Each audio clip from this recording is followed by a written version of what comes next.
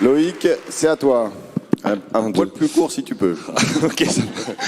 Bonjour, ça va? La soirée s'est bien passée? Vous n'êtes pas trop endormis? C'est bon? Donc déjà, merci aux deux groupes Atelier 2 du matin, de l'après-midi, échange très sympathique, mais aussi très étoffé. On a travaillé sur les scénarios du climat, avec un climat bien sûr dont on sait qu'il devient de plus en plus compliqué à anticiper et qui a des impacts directs sur nos activités, et avec aussi la contrainte du tourisme de masse. Donc autant vous dire que c'était très gai.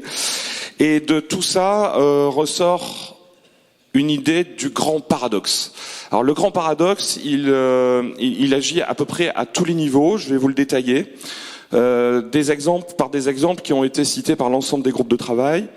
Donc le grand paradoxe issu de notre propre personnel, avec il faut une prise en compte et une prise de position de notre personnel sur la partie notamment environnementale, avec pas des pressions, mais des objectifs par moment, de dire il faut arrêter la promotion à l'international, il faut rester sur le local pour avoir moins de carbone dans notre tourisme, mais je continue à tout mettre en double sur le serveur, et surtout je veux garder mon confort en termes de température dans le bureau. Le paradoxe des médias, de la presse, et puis quelque part aussi un peu de nous-mêmes et de nos élus, c'est-à-dire qu'on veut un tourisme qui devient plus durable, mais à chaque haute saison, on nous demande d'avoir des chiffres avec des fréquentations en hausse.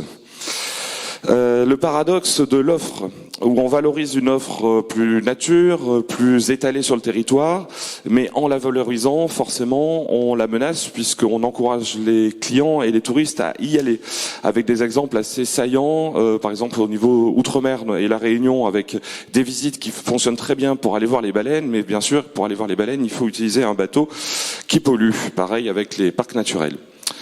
Le paradoxe au niveau de la demande, un peu de la même manière, c'est-à-dire des touristes et des clients qui souhaitent aller sur des lieux moins fréquentés, mais forcément en allant sur ces lieux, ils les fréquentent. Le paradoxe des habitants, on veut être tranquille, on veut pas avoir de touristes à côté de nous, mais on veut des commerces, on veut de l'emploi et on veut des activités pour nous-mêmes. Et puis enfin, tout ça pour résumer de manière un peu générale, une certaine interrogation des équipes qui étaient aux ateliers du matin et de l'après-midi en disant on est prêt à accompagner, mais on ne sait pas trop vers où aller finalement dans tous ces paradoxes-là. De quel côté devons-nous pencher? Donc là, il y a sans doute une bonne idée pour ADN et une feuille de route à construire avec des éléments peut-être un peu tranchés qui nous aident tous à savoir vers où aller. Donc après les grands paradoxes annoncés, il y a bien sûr une certaine restitution qui a été faite, et je dirais qu'il y a deux tendances qui ressortent du groupe. Deux tendances assez différentes. Donc comment faire pour alimenter tout ça? Donc premier point, une approche assez positive, et une autre bien sûr plus contraignante. Donc sur l'approche positive, c'est transformer les contraintes en solutions. On a des noms d'ailleurs de structures qui changent: l'Office du bien-être et de la sérénité, l'Organisme du voyage novateur et intelligent, le Métavision Expérience, le Human Data Center, ou encore la Métavision Expérience. Alors là-dessus, des idées assez concrètes qui, je pense, qu'elles sont intéressantes à souligner, comme les problèmes liés au tourisme et à la biodiversité. Eh bien, de pourquoi ne pas créer des pêches uniquement sur les espèces qui sont invasives?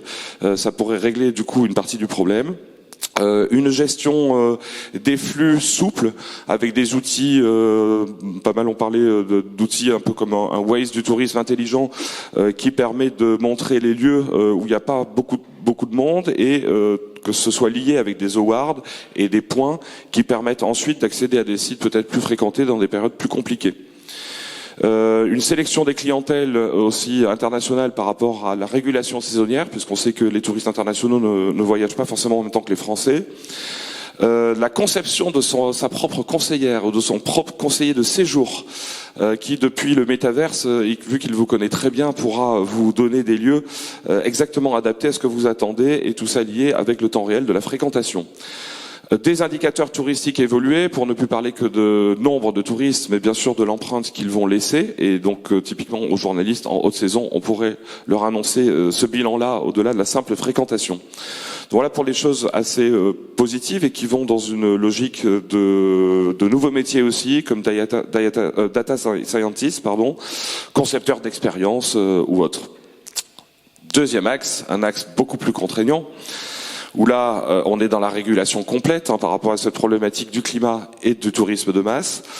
Donc on va retrouver des noms comme les rangers du tourisme. Alors c'était un peu tout à l'heure de destination pour Isabelle et le groupe, mais des titres d'organismes bien différents, avec l'Office de la médiation, de la régulation et du contrôle touristique. Donc là, on est presque dans des romans de science-fiction, mais c'est clairement partagé par beaucoup, où on parle donc de régulation réalisée par les locaux, qui peuvent être aussi réalisées par les locaux, une carte carbone indispensable pour l'ensemble du personnel et pour l'ensemble des touristes, avec des nouveaux métiers comme le médiateur écotouristique avec régulation des conflits entre les habitants et les touristes, avec un nouveau métier dont peut-être une fiche de poste à créer là-dessus, des métiers comme régulateur de jauge ou comme profiler du client touristique.